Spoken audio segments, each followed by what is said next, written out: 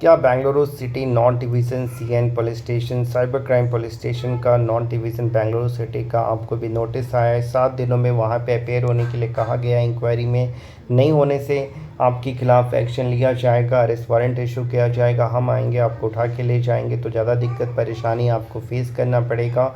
तो उस केस में फिर आपको कोर्ट से बेल कराना पड़ेगा, ज़्यादा खर्च होगा और समस्या बढ़ेगी आपके लिए। तो क्या करें, नोटिस आया है, बाय स्पीड पोस्ट आया है, ओरिजिनल है, रियल है, फेक है, पहले तो ये दिमाग में आता है।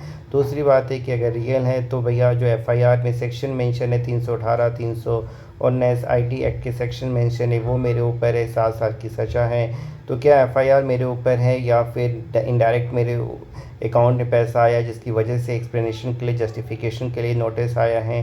क्या मुझे जाना वहाँ पे मस्ट है या मैं नोटिस का रिप्लाई किसी को भेज के करवा सकता हूँ? बहुत सारी चीज़ें हैं।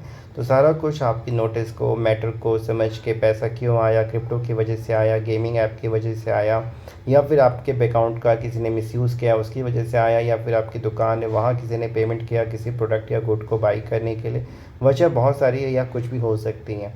तो वो चीज़ें आपको बतानी पड़ती हैं क्योंकि पुलिस तो ये मान के चलती है जिन लोगों ने अपराध किया है उनके अकाउंट से पैसा होते हुए आपके अकाउंट में आया है, आप उनके साथ मिले हुए हों, आपने उनके साथ मिलके कोई अपराध किया है, या फिर उनको आपने जो भी फ्रॉड के पैसे को घुमाने में हेल्प की है, आप उनके ग्रुप के साथ हो, टीम मेंबर हो, कहीं उनके फ्रेंड हो, बहुत सारी चीज़ें हैं। तो सस्पेक्ट के आधार पे, शक के आधार पे अकाउंट पे फ्रीज़, होल्ड, लीन लगाना, फिर आपको नोटिस भेजना पूछताछ करने के लिए। तो नोटिस जब आए पुलिस का, कर्नाटका का, बेंगलुरु का या फिर किसी अदर स्टेट के साइबर पुलिस स्टेशन का, तो क्या करें नहीं करें? पुलिस का क्या प्रोसीजर होता है? जाने के बाद कहीं अरेस्ट तो नहीं करेंगे, कहीं हमें कोई बेल बॉन्ड तो नहीं साइन करना होगा, कहीं जो फ्रॉड का पैसा है वो तो नहीं देना पड़ेगा, कहीं अरेस्ट तो नहीं कर लेंगे? बहुत सारी टेंशन हमारे दिमाग में दौड़ती हैं।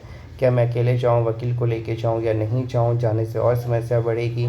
बहुत सारी चीज़ें हैं। तो जो भी नोटिस की कॉपी हैं आप हमें भेजें। पैसा क्यों आया, किस लिए आया, वो आपसे पूछा जाएगा, इस मैटर को समझा जाएगा, फिर उसके अकॉर्डिंग आपको एडवाइस किया जाता है। तो अगर आपको भी साइबर पुलिस का नोटिस आया हुआ है अंडर सेक्शन 35(3) बेनिसेस या फिर 94 या 179 बेनिसेस, क्या पुलिस का प्रोसीजर है, क्या फॉलो करना है नहीं करना है, सारी चीज़ें आपको बताई जाएंगी। नोटिस की कॉपी, अपना मैटर व्हाट्सएप करें, हेल्प लें, अपना समय, पैसा और मानसिक परेशानी बचाएं। वीडियो को लाइक कर लें और चैनल को सब्सक्राइब कर लें और जुड़े रहें हमारे साथ। किसी भी कानूनी मदद के लिए अकाउंट पे कैसे होल्ड लगा है, रिमूव करें, डिफ्रीज़ कैसे करें, क्या हो सकता है नहीं हो सकता, चीज़ें पता रहेंगी तो डर नहीं लगेगा, परेशान नहीं होगे, टेंशन आपका ख़त्म होगा बात करने के बाद।